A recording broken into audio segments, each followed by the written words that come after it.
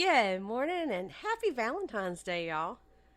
Welcome to episode 60 of Mystery, Murder, and Magic. So, how did y'all like that Super Bowl last night?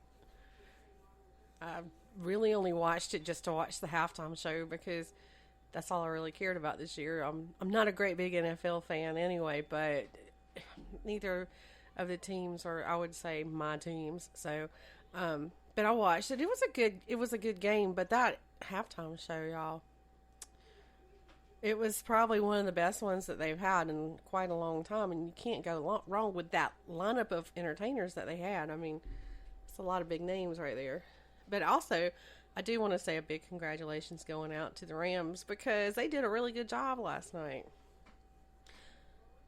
Well, today we're continuing with our Roaring 1920s mini-series, and as you may recall, we talked about the Fatty Arbuckle scandal that happened in the early 1920s last week. So today, we're taking it to the opposite end of that decade, and we're going to talk about the St. Valentine's Day Massacre.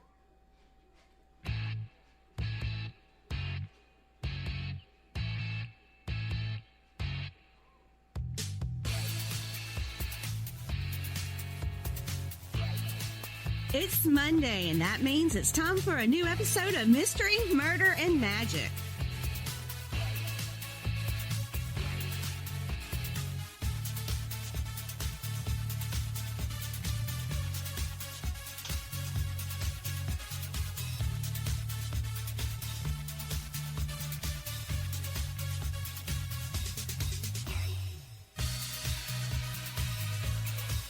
And here's your host,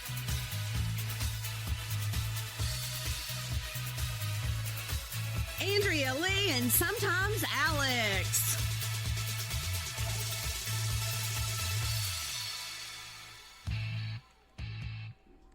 All right, y'all. So between the years of the 1924 and 1930, Chicago's reputation of anarchy and brutality was born.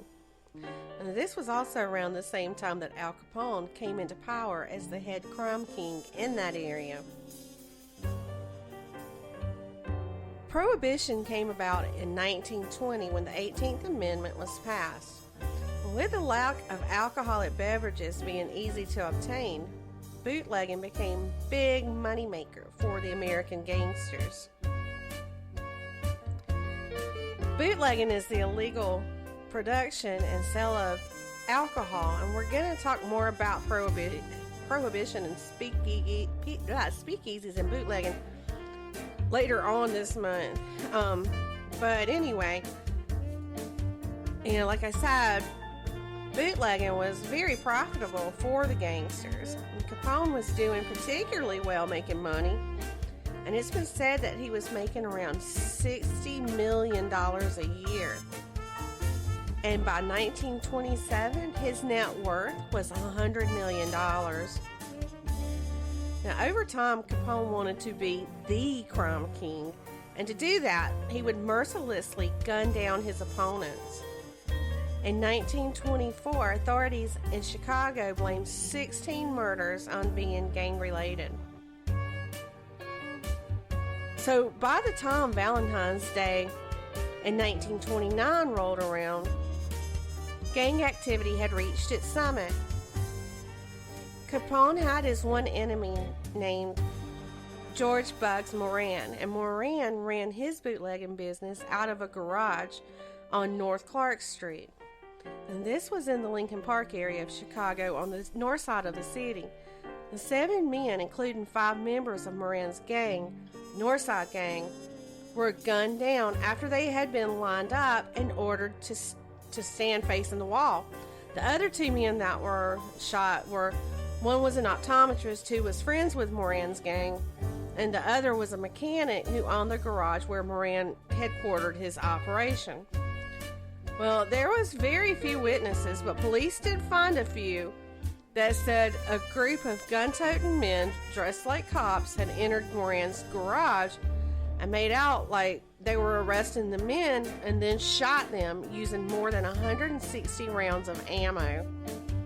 Now, Moran himself was unharmed because he wasn't even there. He was on his way to the garage when the massacre happened, And it's been said that he woke up late that morning or left late, and, he didn't get there, and he would normally be there at that time. But he missed being killed by just mere minutes. Now, immediately, Moran was blaming Capone for the shooting and told reporters that only Capone kills like that. But when Capone was reached at his home in Florida, he said that the only man who kills like that is Bugs Moran. Well, while the police were investigating the scene of the massacre, they found one gang member who was barely clinging to life after being shot 14 times. His name was Frank Gusenberg. The police urged Gusenberg to tell them what happened, but he took that secret with him to the grave. Because Capone was at his home in Florida, it was believed that he didn't have anything to do with the massacre. And get this, no one was ever brought to trial for it. And it remains one of the biggest, most notorious cold cases in Chicago. Now, there was people suspected of carrying out this massacre, and there was like I said, some witnesses, but most of those people were just afraid of talking to the cops about these gangsters because they were scared for their own lives. Now, former members of Egan's Rats who were working for Capone have been suspected of the crime, but so have a few Chicago policemen. Apparently, a few members of the Chicago PD wanted revenge for the killing of a police officer's son. Now, this did take out the competition for Capone, but it was also the beginning of his undoing. Because of his wealth and his ability to ruthlessly gun down his rivals, he had become the country's most infamous gangster, and the press was calling him public enemy number one. In March of 1929, he was subpoenaed to appear before a federal grand jury, but he didn't show up, so an investigation began. Well, he finally did show up and testify in court, but when he was done, federal agents arrested him for contempt of court. He posted bail and was soon out, but then he was arrested again in Philadelphia, and that happened in the following May because he was carrying a concealed weapon. He only served 9 months in prison for that, and then he was released on good behavior. Now, things continued to spiral out of control for Capone, though. In 1931, a federal court found him guilty of contempt charges, and he was sentenced to 6 months at Cook County Jail. Well, during that time, the U.S. Treasury Department set in motion an investigation on Capone for tax evasion.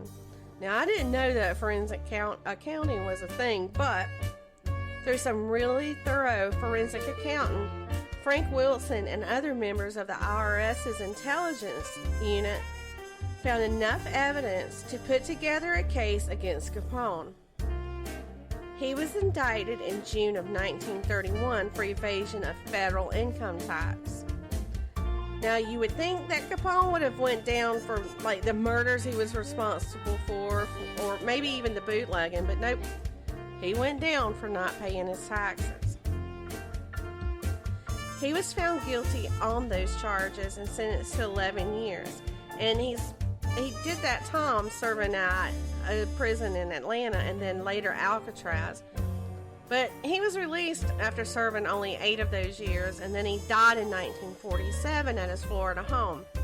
And according to the FBI, his cause of death was a stroke and pneumonia.